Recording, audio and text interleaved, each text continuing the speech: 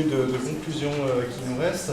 Les deux collègues de l'université de Lille 3, Sophie Moreau et Marion Pécheux, qui étaient donc en mission à l'invitation de l'université de Nisois, nous ont fait la très grande amabilité de bien vouloir venir participer à cette rencontre en écoutant les exposés et nous livrer un petit peu leurs sentiments, leurs réflexions à l'issue de cette rencontre.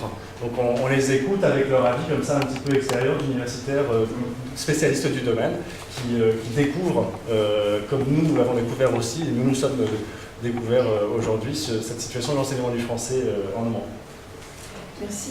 Tout d'abord, réaffirmer cette position de Candide sur la situation romanesque, et donc beaucoup de modestie dans ce qu'on va se permettre de dire. On a listé un certain nombre de points qui nous ont paru intéressants, et donc je crois que tu veux mettre en exergue que je réserverai éventuellement de faire un petit, en partant de ce qui a été dit sur le projet pilote, un petit envolé sur la formation initiale des enseignants de français langue étrangère que nous faisons en France pour faire écho pour des perspectives éventuelles. Voilà, en fait, je parlerai principalement de ce qui concerne l'enseignement au secondaire, et puis Marion Pécheux parlera plus du supérieur, comme elle a dit il y a quelques instants. Alors, avant de présenter nos remarques qui sont à la fois effectivement candides et spontanées, je tiens à insister là-dessus quand même, je voudrais dire à quel point nous sommes honorés d'être présente, d'avoir été invitée à cette première rencontre d'enseignants français en Allemagne.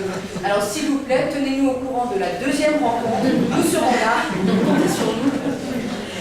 Je pense, non, au-delà de la plaisanterie, je pense que c'est vraiment très très important. La première remarque que je voudrais faire, c'est, je ne vais pas parler de surprise parce que ça n'a pas à être une surprise, mais j'ai été très content, nous avons été très contents de voir à quel point l'enseignement du français au secondaire est un secteur dynamique. Nous sommes arrivés, bon, malheureusement, au milieu de la première table ronde, mais ça nous a permis de voir que dans différents types d'établissements, notamment établissements privés, le français est enseigné de manière très dynamique, des 3000, 4000 heures de cours, etc.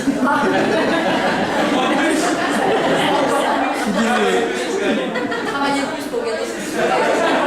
Ça marche moins bien avec les langues en général. Bon, en tout cas, on voit bien qu'il y a une dynamique par rapport au français. Dynamique est bien sûr, enfin le constat de dynamique est bien sûr accentué par ce qui nous a été dit au niveau du projet d'intégration du français dans les écoles secondaires romanaises. Alors, projet pilote à partir de la rentrée prochaine, qui, on l'espère, donnera entière satisfaction et sera suivi d'une, peut-être pas généralisation, mais en tout cas d'un déploiement de l'enseignement du français dans les établissements scolaires romanais. Puisqu'on voit qu'il y a une certaine dynamique au niveau de l'enseignement supérieur, et c'est très bien que les élèves romanais aient également la possibilité de faire du français. Donc voilà, dynamique. Moi, ce qui m'a semblé intéressant aussi, c'est de voir les motivations des apprenants. C'est pour ça que j'avais voulu tout à l'heure poser la question. Mais c'est vrai que depuis le début de la semaine où nous sommes ici, nous entendons des représentations très positives sur le français. Alors, je vais dire des représentations très positives en termes de valeurs véhiculées par le français. Après, il y aurait peut-être une discussion à avoir. Je ne suis pas sûre qu'on aura le temps de l'avoir aujourd'hui. Je suis même sûre qu'on n'aura pas le temps. Sur les représentations concernant l'utilité du français sur le marché du travail, mais il est évident qu'il y a un axe de discussion à avoir là-dessus, que ce soit par rapport à l'enseignement supérieur ou par rapport à l'enseignement secondaire. Mais je vais développer ça tout de suite par rapport à l'enseignement secondaire. Il me semble qu'un autre point intéressant est la nécessité, un autre angle d'attaque, on va dire, c'est la nécessité d'envisager les perspectives, d'inscrire l'enseignement du français dans une trajectoire. Pour l'enseignement, pour ce qui est prévu au niveau de l'enseignement romanais, ça va être durant les classes 11 et 12, qui je l'imagine sont les deux dernières classes du secondaire. Dans les autres établissements, ça peut commencer plus tôt, mais ça va globalement jusqu'au baccalauréat. Il est important, lorsqu'on fait cette offre aux élèves et aux familles, bien sûr, de savoir ce qui va se passer après et de savoir comment on va pouvoir articuler avec la suite. Comment les élèves vont-ils poursuivre après le baccalauréat?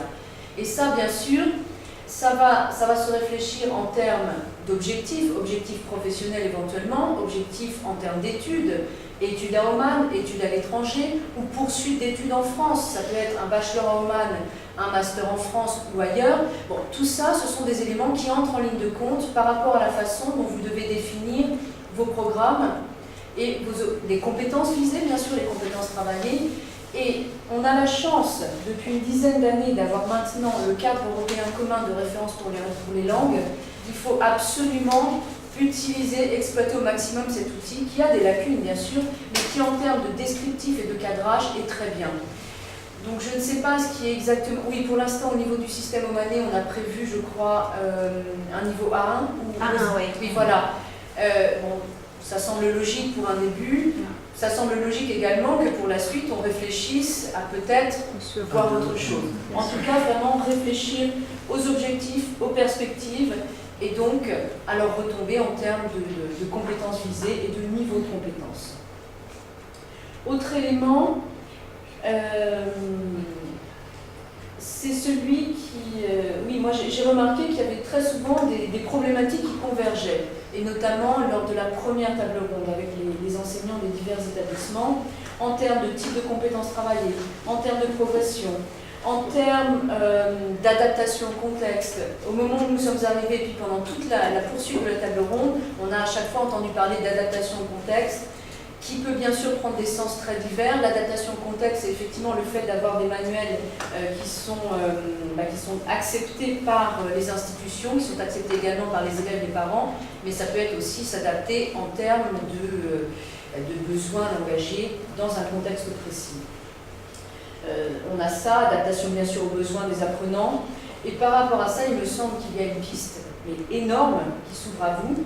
C'est pour ça que j'ai insisté sur la première rencontre qui, j'en suis certaine, donnera lieu à d'autres choses et peut-être, oui, donnera lieu, c'est certain, à d'autres rencontres, parce qu'il est vraiment important d'échanger. On voit bien que vous n'étiez pas nécessairement au courant de ce que faisaient les autres dans d'autres établissements. Bon, c'est partout pareil. Tant qu'on ne se rassemble pas autour d'une table, on n'est pas au courant. Et il est évident qu'en parler une fois ne suffira pas. Il me semble qu'il serait utile pour tous, pour vous, enseignants, chefs d'établissement, responsables éducatifs, mais également pour les élèves, bien sûr, que vous trouviez un lieu d'échange, un espace d'échange qui vous permettrait déjà d'enrichir les démarches à partir, d'enrichir les démarches communes à partir de ce que font les uns et les autres, à partir des idées, des initiatives des uns et des autres. Ça vous permettrait également de vous donner de la force et de mettre en place certaines choses, notamment, puisqu'on est en plein dedans, au niveau de la semaine de la francophonie. Vous avez tous mis en avant le fait que les élèves, vos élèves, ne sont pas dans un environnement francophone. On le sait, c'est un fait, c'est une donnée, mais on peut faire des choses pour qu'ils soient dans un environnement plus francophone. Et c'est vrai que c'est déjà très bien de le faire dans vos établissements respectifs, mais si vous arriviez à mutualiser les choses pour travailler ensemble sur des actions, ce serait encore mieux. J'ai prononcé le mot de mutualisation. Tout à l'heure, il a été question de ressources, notamment les ressources du CASNAV, donc du centre d'accueil des primo-arrivants en France qui sont en ligne. Il y a énormément de ressources en ligne, comme vous le savez. Simplement, ça prend du temps de chercher ces ressources. Et ce serait franchement dommage que chacun, dans chaque établissement, prenne la peine, dans son coin, de chercher ces ressources sans qu'il y ait de mutualisation. Tout ça pour dire qu'il vous faut cet espace, il vous sera très utile. Et en tant que prof de français, il me semble que peut-être le meilleur espace, c'est tout simplement la création d'une association de professeurs de français, puisqu'en plus, il y a au niveau international une fédération des associations de professeurs de français. Ça vous permettrait d'entrer dans un cadre, ça vous permettrait d'avoir des informations à certains moments, ça vous permettrait aussi tous les 4 ans de participer éventuellement à des rencontres, tous les 4 ans au niveau international et puis plus souvent au niveau local, au niveau régional, de participer à des rencontres. Bref, tout ça serait complètement dans votre intérêt. Est-ce que j'ai d'autres choses à dire ? Non, je m'arrêterai là. Disons, voilà, les problématiques qui convergent, l'adaptation au contexte de manière générale, la prise en compte des besoins des élèves, et puis voilà, cette notion de lieu d'échange, de réseau qui est vraiment très importante. Et je passe la parole à ma collègue. Voilà. Bon, l'idée, c'est en fait donc de partir sur effectivement la formation d'enseignants, parce que c'est apparemment l'étape suivante qui peut arriver. Je ne vais pas redire ce qui a déjà été évoqué, mais je pense qu'effectivement les enjeux du projet pilote sont tout à fait intéressants et peuvent être suivis avec intérêt. Je vais simplement, pour donner la perspective de ce qui se fait en France en formation initiale d'enseignants, je veux dire, pas formation continue, parce que c'est un autre sujet, mais comme vous le savez, certains d'entre vous le savent très bien, puisque j'ai eu le plaisir de retrouver un de mes étudiants de Lille ici. C'est formidable. C'est en pleine forme et heureux et épanoui, donc ça c'est vraiment... C'est les premières rencontres pratiquement à Lille quand je suis arrivée. C'est le système, vous connaissez probablement, c'est qu'effectivement on a une sorte de propédeutique en bac+3, avec une option de didactique du français langue étrangère, donc au niveau licence 3 en France, qui permet ensuite d'accéder de droit à première année de master, donc master de didactique du FLEUV, dans lequel, grosso modo, on a 3 types de matières, toujours. On a bien sûr de la linguistique, on a de la didactique et on a de l'anthropologie. Donc le programme est relativement connu, c'est disons ce qui forme. Quand je disais formation initiale, on a beaucoup de composants dans nos étudiants, de personnes très expérimentées, ce qui fait la richesse des promotions, puisque ça permet d'échanger. Parce que souvent on a des étudiants qui viennent de la licence, qui n'ont jamais enseigné ou pas grand-chose, et donc ça permet de faire des échanges qui sont assez frais ou assez chauds des fois, ça dépend. Et donc il y a 2 années de Master 1 et Master 2 dans lesquelles ils peuvent effectivement à la fin faire un mémoire, notamment qui est un mémoire professionnel. Après il y a au moins 2 stages. Et en fait, la plupart d'entre eux, on les pousse à l'étranger, parce qu'on a aussi des problématiques en France qui sont intéressantes par rapport au FLE, au FLS, au français scolarisation, au français sur objectif spécifique. Mais on a donc, je dirais dans le pourcentage, on aura quand même peut-être une moitié qui part à l'étranger, je n'ai pas les chiffres en tête, je ne sais pas, là je ne peux pas dire. Bon, je ne sais pas précisément. Donc, ils font un mémoire professionnel. Je pense qu'on le conçoit, ces formations sont conçues de façon très...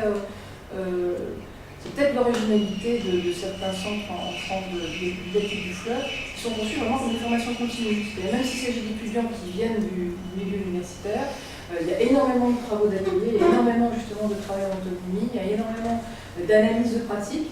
Donc voilà un petit peu sur les perspectives qui peuvent être ouvertes. Alors évidemment, on fait ça en français. Alors, il existe, j'élargis les choses, mais il existe effectivement on peut imaginer qu'il existe des partenariats sur le master. En tout cas, au niveau français, voilà les choses, les débouchés, c'est-à-dire les poursuites d'études et de renforcement de compétences d'enseignement sur les 3 domaines que j'évoquais tout à l'heure. Et effectivement, ce qu'on peut dire, c'est d'une part, d'abord l'honneur et la surprise d'avoir été invité et le plaisir d'être avec vous. Et le dynamisme et le tonus qu'il y a là, c'est formidable. Donc il faut vraiment continuer. Il n'y a vraiment aucun doute. Merci.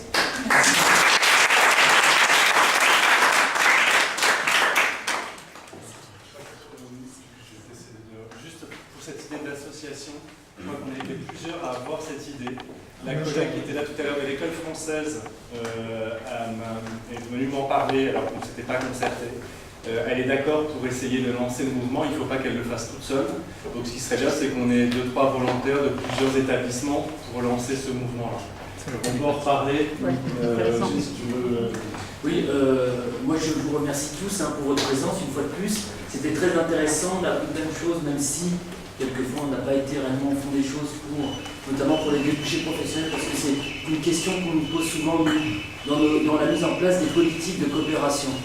C'est des choses qu'il faut approfondir et j'espère qu'on pourra les approfondir lors de prochaines rencontres et pourquoi pas sous l'égide d'une association de professeurs de français que l'ambassade de France appuiera avec force. Merci.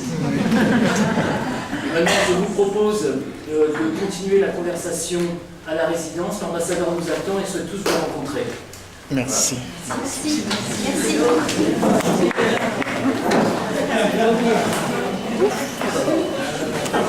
Merci. صورة عبد الله حلك عبد الله